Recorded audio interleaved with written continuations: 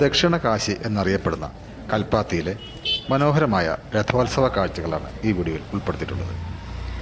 വളരെ ശാന്തമായി മനോഹരമായി ഒഴുകുന്ന കൽപ്പാത്തി പുഴയുടെ തീരത്താണ് ഈ മനോഹരമായ അഗ്രഹാരം സ്ഥിതി ചെയ്യുന്നത്. വലിയ ഒരു പാറക്കെട്ടിൻ്റെ ഇടയിലുള്ള ഒരു പാത്തിയിലൂടെ ജലം ഒഴുകിപ്പോകുന്ന രീതിയിലാണ് ഈ ഭാഗത്ത് നമുക്ക് കൽപ്പാത്തി പുഴയെ കാണുവാൻ സാധിക്കുക.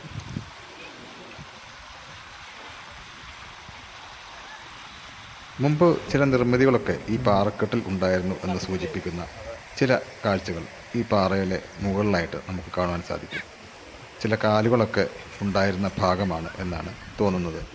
അതിനെപ്പറ്റി കൂടുതലായി അറിയുന്നവർക്ക് അതൊന്ന് കമൻറ്റ് ബോക്സിൽ രേഖപ്പെടുത്താവുന്നതാണ്.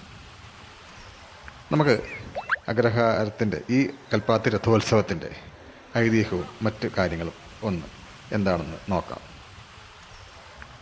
ഏകദേശം 500 വർഷങ്ങൾക്ക് മുമ്പ് കാശിയിൽ നിന്ന് വന്ന ഒരു ഭക്ത കൊണ്ടുവന്ന ബാണലിംഗം പാലക്കാട് രാജാവിന് നൽകുകയും അദ്ദേഹം അത് ഭാരതപ്പുഴയുടെ തീരത്ത് പ്രതിഷ്ഠിക്കുകയും ചെയ്തതാണ് കൽപ്പാത്തി വിശ്വനാഥസ്വാമി ക്ഷേത്രത്തിൻ്റെ തുടക്കമായി പറയപ്പെടുന്നത്. തമിഴ്നാട്ടിലെ കുംഭകോണം, മായാപുരം എന്നിവിടങ്ങളിൽ നിന്നുള്ള ബ്രാഹ്മണർ പാലക്കാട്ടേക്ക് കുടിയേറിയതോടെയാണ് ഈ ഉത്സവം അതിൻ്റെ പൂർണ്ണ രൂപത്തിൽ ആഘോഷിക്കപ്പെട്ടു തുടങ്ങിയത്. അതിമനോഹരമായ കൊത്തുപണികളാൽ അലങ്കൃതമായ കൂറ്റൻ രഥങ്ങളാണ് ഈ ഉത്സവത്തിൻ്റെ പ്രധാന ആകർഷണം. ശ്രീ വിശ്വനാഥസ്വാമി, വിശാലാക്ഷി അമ്മൻ, ഗണപതി, മുരുകൻ എന്നിവർക്കായി പ്രത്യേകം രഥങ്ങളുണ്ട്. ഉത്സവത്തിൻ്റെ 5-ാം നാൾ പുതിയ കൽപ്പാത്തിയിൽ 5 രഥങ്ങൾ ഒത്തുചേരുന്ന രഥസംഗമമാണ് ഈ ഉത്സവത്തിൻ്റെ പ്രധാനപ്പെട്ട ചടങ്ങ്. 33 കോടി ദേവതകളും സപ്തർഷികളും ഈ സംഗമം കാണാൻ ആകാശത്ത് എത്തുന്നു എന്നതാണ് വിശ്വാസം. തമിഴ് ബ്രാഹ്മണ സംസ്കാരവും കേരളീയ തനിമയും ഒത്തുചേരുന്ന കൽപ്പാത്തിയിലെ അഗ്രഹാരങ്ങൾ ഈ നാടുകളിൽ വേദമന്ത്രങ്ങളാൽ മുഖരിതമായിരിക്കും. തൃശ്ശൂർ പൂരം പോലെ തന്നെ ജനസാഗരം ഒഴുകിയെത്തുന്ന ഒരു മഹാ ഉത്സവമാണ് ഇത്. ജാതിമത ഭേദമന്യേ രാജ്യത്തിൻ്റെ വിവിധ ഭാഗങ്ങളിൽ നിന്നും കൂടാതെ വിദേശത്തു നിന്നും വളരെയധികം ആൾക്കാർ ഈ ഉത്സവം കാണുന്നതിനായി എല്ലാ വർഷവും ഇവിടെ എത്തിച്ചേരാറുണ്ട്. മനോഹരമായ ഈ അഗ്രഹാര വീഥികളിൽ കൂടെ ദേവരഥങ്ങളുടെ പ്രയാണമാണ് ഈ ഉത്സവത്തിൻ്റെ പ്രധാന ആകർഷണം.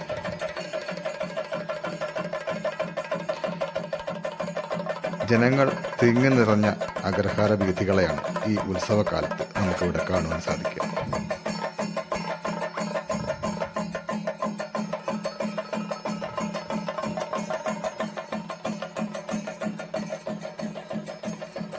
വാദ്യമേളങ്ങളുടെ അകമ്പടിയോടെയാണ് ഈ ദേവരഥങ്ങൾ ഈ വീഥികളിൽ കൂടി ഉരുളുന്നത് നമുക്ക് കാണാൻ സാധിക്കും. വളരെ മനോഹരമായി അലങ്കരിച്ച ദേവരഥങ്ങൾ നമുക്കിവിടെ കാണാൻ സാധിക്കും. അതുപോലെ വളരെയധികം ഉയരവും വലിപ്പവുമുള്ള രഥങ്ങളാണ് ഇവിടുത്തേത്. വളരെ വണ്ണമുള്ള വടങ്ങൾ ഉപയോഗിച്ചാണ് ഈ രഥങ്ങൾ അഗ്രഹാര വീഥികളിൽ കൂടി വലിച്ചു കൊണ്ടുപോകുന്നത്. സ്ത്രീകളും കുട്ടികളും പുരുഷന്മാരുമടക്കമുള്ള എല്ലാ ആൾക്കാരും പ്രത്യേക വ്രതമൊക്കെ എടുത്തിട്ടാണ് ഈ രഥങ്ങളെ ഈ അഗ്രഹാര വീഥികളിൽ കൂടി ഇങ്ങനെ ഉരുട്ടിക്കൊണ്ടുപോകുന്നത്.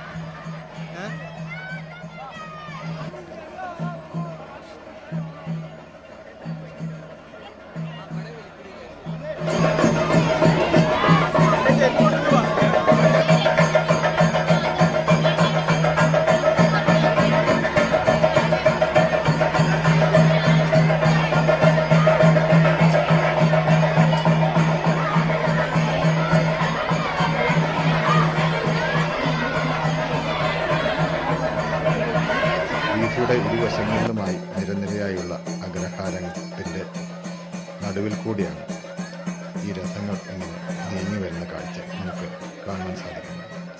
വളരെ മനോഹരമായ ഒരു കാഴ്ച തന്നെയാണ് ഇത്. മനോഹരമായ കൊത്തുപണികളുള്ള ഈ രഥങ്ങളിൽ പഴക്കുലകളും അതുപോലെ കരിക്കിൻ കുലകളുമൊക്കെ തൂക്കിയിട്ടിരിക്കുന്നത് കാണാം. ഇതിൻ്റെ ചക്രങ്ങൾ നോക്കിയാൽ തന്നെ നമുക്ക് മനസ്സിലാവും. വളരെയധികം വലിപ്പമുള്ള ചക്രങ്ങളാണ്.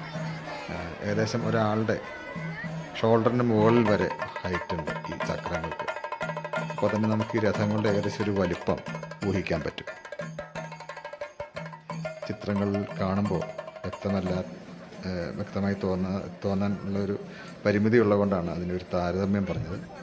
പിന്നെ ഈ വലിയ രഥങ്ങൾ നീങ്ങാൻ ആദ്യം തുടക്കത്തിൽ ആനകളെ കൊണ്ടും അതുപോലെ വലിയ രഥങ്ങൾ ജെ സി ബി ഉപയോഗിച്ചുമൊക്കെ ചെറിയൊരു തള്ളി നീക്കിയതിന് ശേഷമാണ് ഇതിങ്ങനെ വലിക്കുവാൻ വേണ്ടി സാധിക്കുക.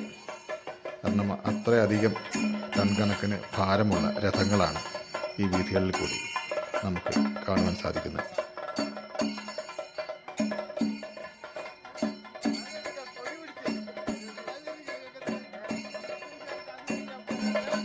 രാജ്യത്തെ വിവിധ സംസ്ഥാനങ്ങളിലുള്ള നാനാജാതി മതസ്ഥരും ഈ ഉത്സവത്തിൽ പങ്കാളികളാകുന്നു.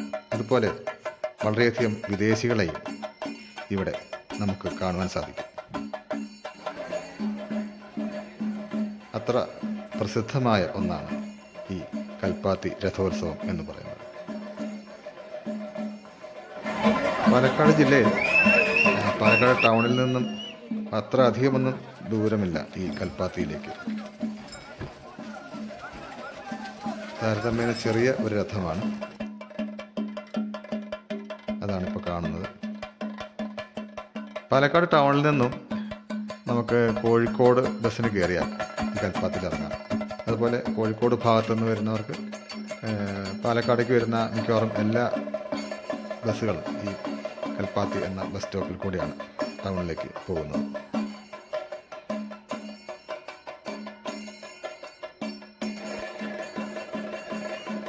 അഗ്രഹാരത്തിലെ ചെറിയ ഒരു ടേണിങ് പോലുള്ളൊരു സ്ഥലമാണ്. അവിടെ ഇത്രയധികം ഭാരമുള്ള ഈ രഥം ടേൺ ചെയ്തെടുക്കുന്ന ഒരു കാഴ്ചയാണ്.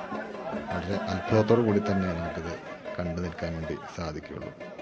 ഇങ്ങനെ കൺട്രോൾ ചെയ്ത് കൊണ്ടുവരുന്നതിനുള്ള ഒരു കഴിവ് എന്ന് പറയുന്നത് വളരെയധികം എന്താ പറയുക, അഭിനന്ദനാർഹമായ ഒന്നാണെന്ന് തന്നെ പറയാം.